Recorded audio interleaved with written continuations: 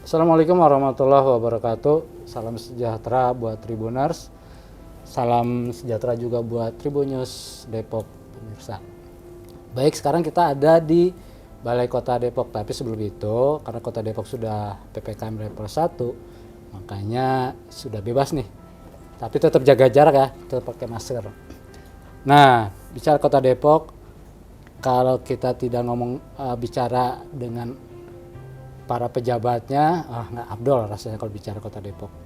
Sekarang bersama kami Sekretaris Daerah Kota Depok, Pak Supian Suri. Assalamualaikum Pak Supian. Waalaikumsalam warahmatullahi wabarakatuh. Sehat Bang Dodi? Sehat, alhamdulillah. Inilah Sekretaris Daerah Kota Depok.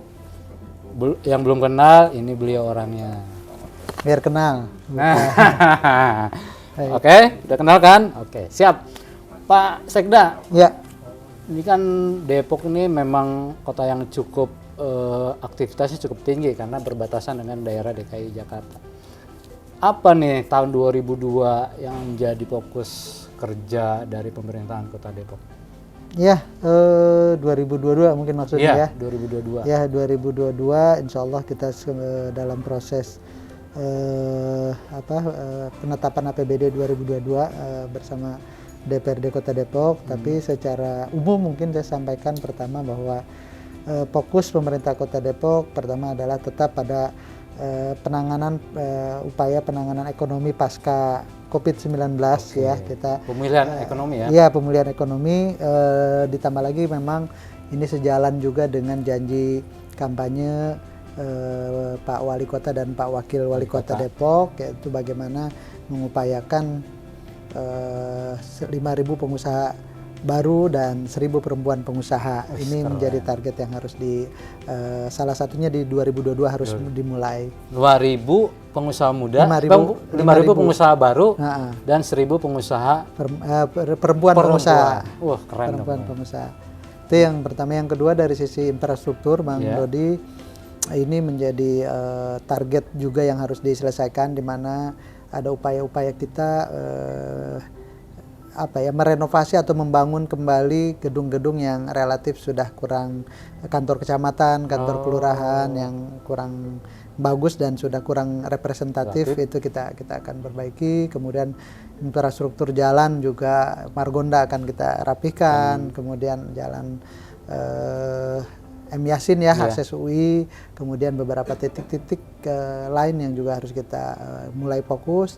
Ditambah lagi juga kita mengantisipasi titik-titik banjir, titik-titik longsor, ini juga menjadi prioritas kita.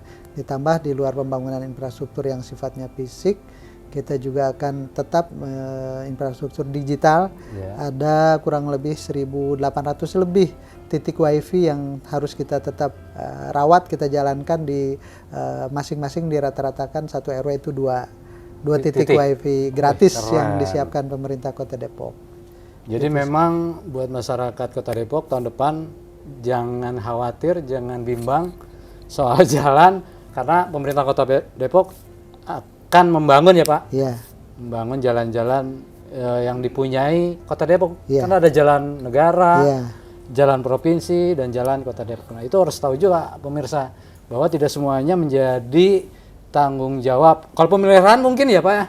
Ya, pemeliharaan juga tetap, kalau jalan pusat tetap, tapi kita berkoordinasi terus dengan pemerintah pusat, dengan pemerintah provinsi. Seperti jalan KSU, alhamdulillah dengan komunikasi teman-teman PUPR dengan PUPR provinsi, alhamdulillah sekarang jalan KSU sampai. Lihat, kalau pemirsa Tribunnews ke Cilodong, ke jalan KSU tuh sekarang jalannya udah mulus. Iya.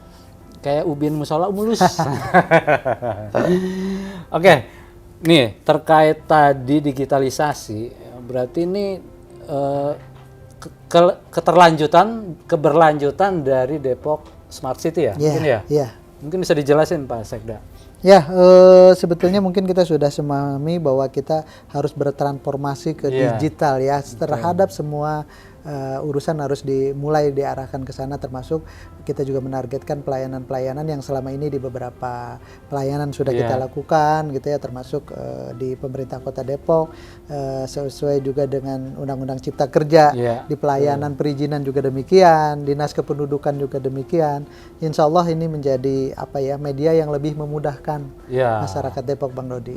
Jadi masyarakat tidak perlu pusing-pusing lagi sekarang untuk mengurusi izin, pajak, retribusi, nanti gitu udah. Satu klik ada di Kota Depok. Iya, siap. Termasuk proses pembayarannya, Bang Dodi. Tuh, proses pembayaran nggak usah bingung. Jangan khawatir ada pihak-pihak yang memanfaatkan, karena itu langsung masuk ke kas daerah nanti. Tuh, pokoknya kalau ada yang nawarin di luar kebiasaan, jangan mau ya. Iya.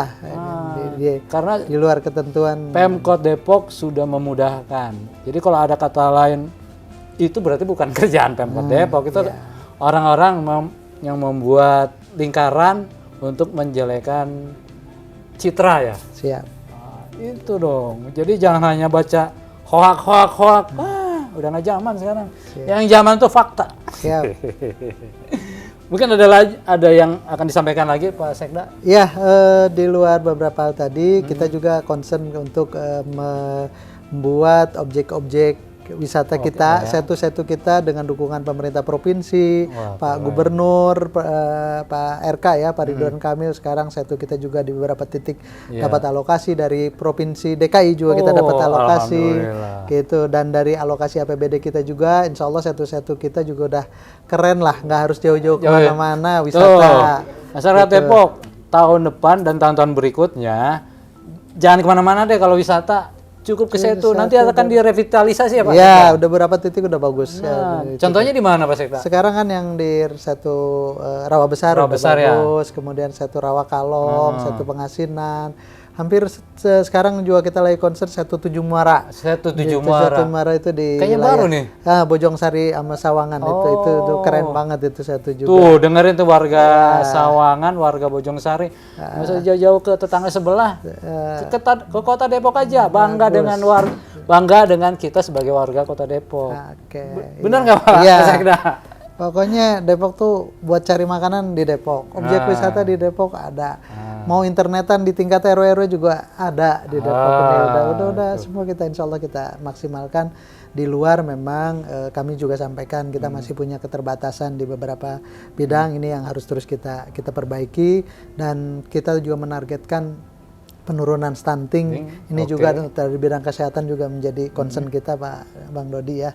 Insya Allah beberapa langkah ini menjadi upaya-upaya ikhtiar kita, dan tentunya semua ini nggak akan bisa maksimal tanpa dukungan dari masyarakat Kota Depok, dari dukungan kolaborasi Forkopimda, kolaborasi semua stakeholder termasuk teman-teman media dan akademisi untuk mengelola Depok yang memang menjadi kebanggaan buat kita semua ini. Tuh keren nggak Pemkot Depok? Semua sektor akan dibangun.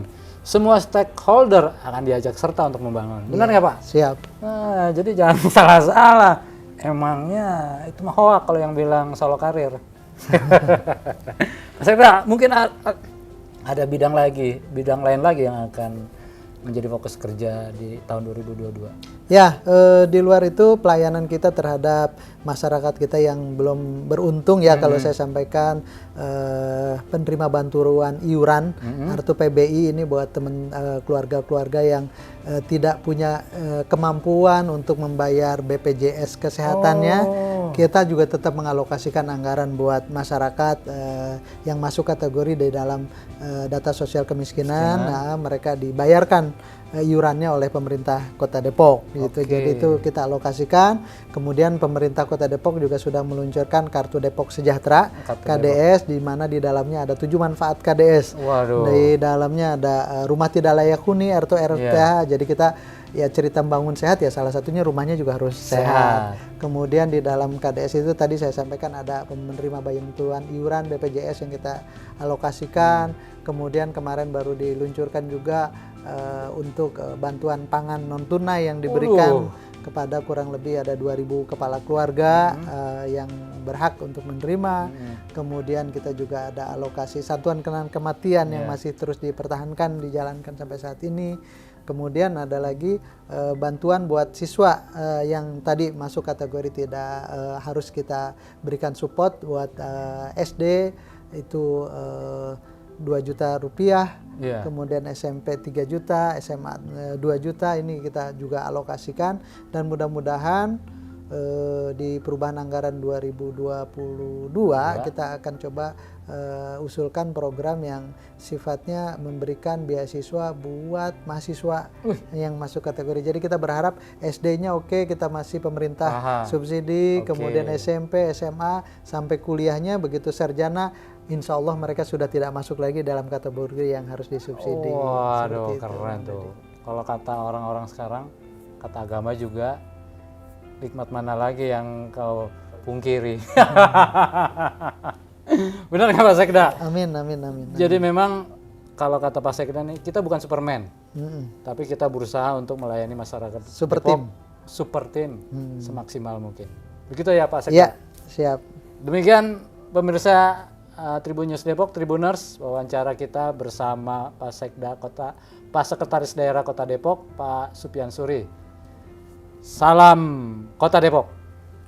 Assalamualaikum warahmatullahi wabarakatuh. Waalaikumsalam warahmatullahi wabarakatuh. Terima kasih Bang Dodi dan teman-teman Tribun. Terima kasih.